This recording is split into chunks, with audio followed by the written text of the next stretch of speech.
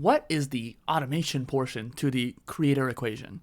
This is basically tools, right? What tools do you have to make your job easier? Right now I'm recording with Meld Studio. I'm going to push this onto Substack, which is then going to push it to YouTube and then the podcasting platforms. I'm going to throw all these videos into Opus Clip and get a whole bunch of clips to then syndicate across multiple different socials. And then I'm going to use Nuelink in order to actually do that syndication and cross-posting between platforms. And every time I make a post, whether it's the podcast or the video or the blog post, each one's going to get shared across Mastodon, Threads, Twitter, let's say Facebook, LinkedIn, and Blue Sky, right?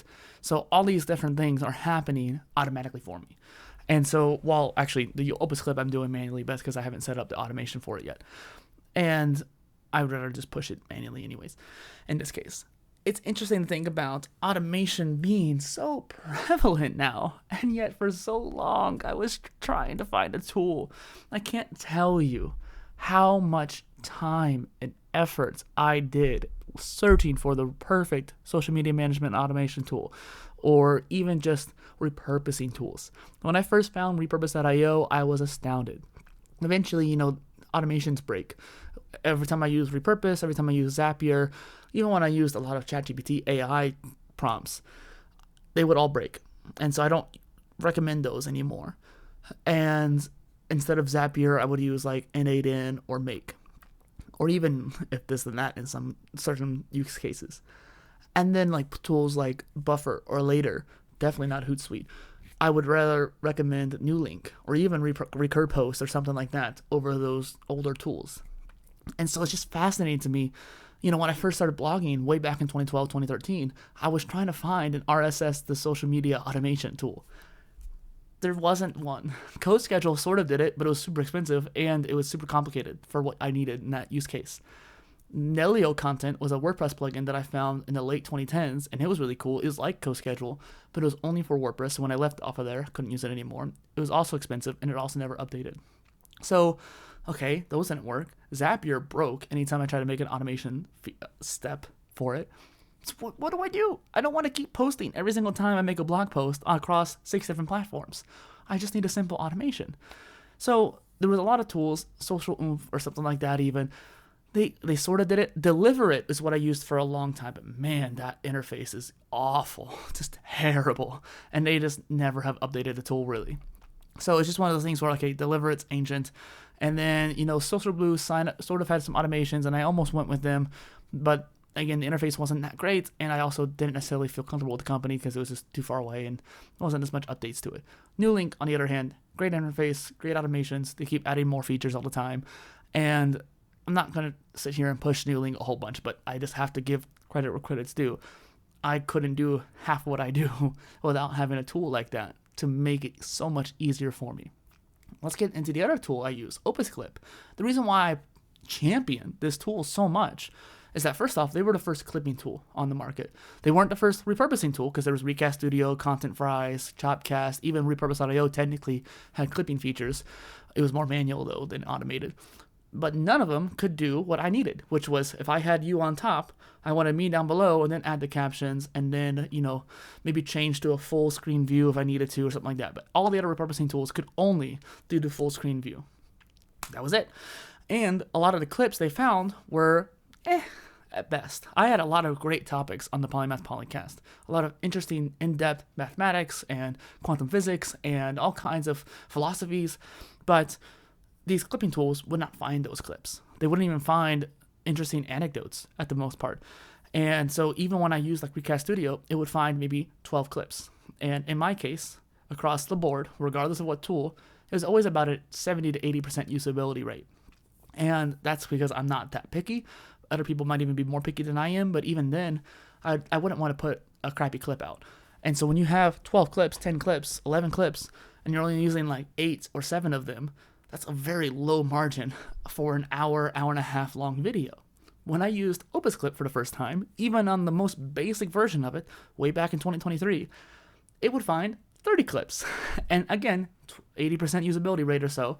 Now I would actually argue about 85% usability rate. I use a lot of the clips now when I generate a video on there.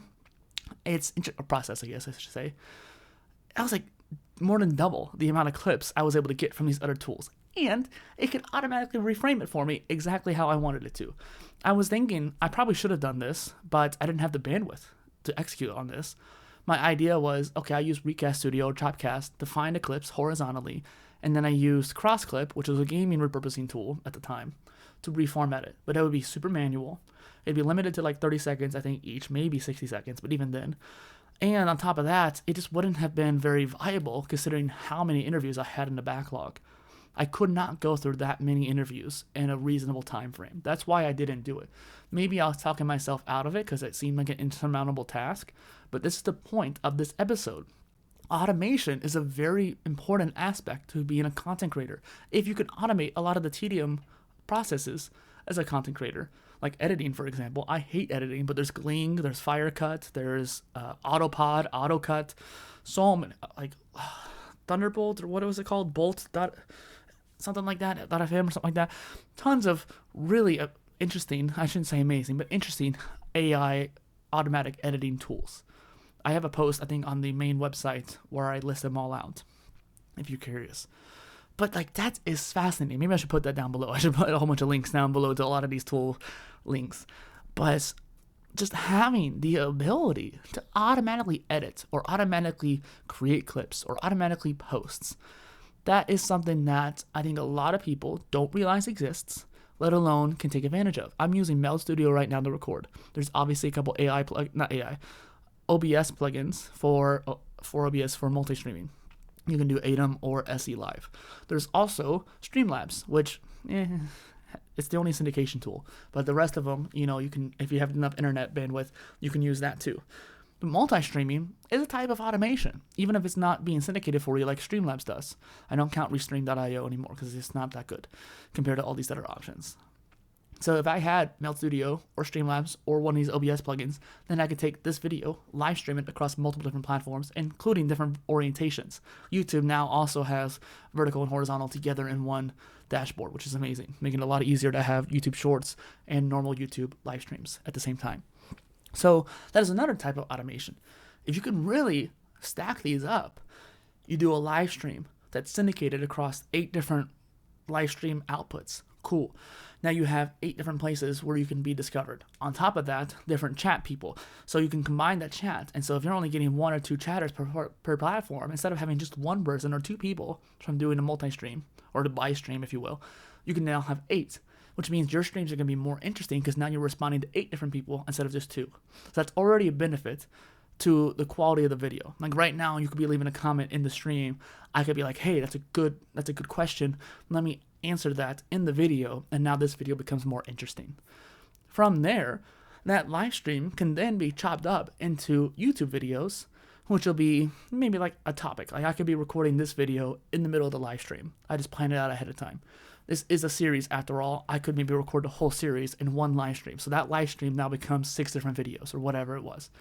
And then you can take that whole live stream, toss it into Opus Clip, and it does have a social sharing feature in Opus Clip as well anyways. I don't prefer it over Nuelink, but it's still good. And so then you can make, let's say, 30, 40 clips from however long the stream is. I would presume if I'm making 5 videos, it'd probably be over an hour long stream. And so that's a ton of clips right then. Here's where it gets more interesting, right? You can use Nuelink or some sort of automation tool for different social media syndication.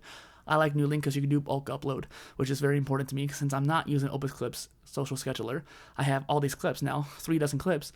How do I get those all uploaded in a quick format, not just one at a time like most platforms do? I think OneUp and Publer technically have multi-upload, but it's very crappy, and I've had Publer break on me so many different times. So Nuelink at least is very stable. And so you toss at least 25 at a time in the bulk create upload, and then you can schedule them out ahead of time super well. You have a collection already made that syndicates it to, like, it has different rules for different captions, it has different rules for, you can add your hashtags to it, and then it can syndicate to TikTok, Instagram Reels, Facebook Reels, YouTube Shorts, Pinterest, Blue Sky, LinkedIn. And so most of my clips that I share out go to all those different platforms. Now I have 30 clips going across 6 to 8 different video platforms. You can see how the multiplication effect happens because of these automation tools. You don't have to use automation tools. You can do this all manually, but it'll take 10 times longer. And I know some people really prefer making highly edited, sniper optimized SEO made clips. Cool. If that's your game, this channel is probably not for you. I'm trying to make it easier for you, and you probably will get a lot more viral that way by making super optimized SEO clips. But it's going to take 10 times as much effort to do it. I would rather have 30 clips go out and have 30 chances to be seen, and one of those clips going viral. It's quantity versus quality game. I would rather have quantity of quality. So automation can be a very mutually beneficial tool. Beneficial? I made a new word, whatever.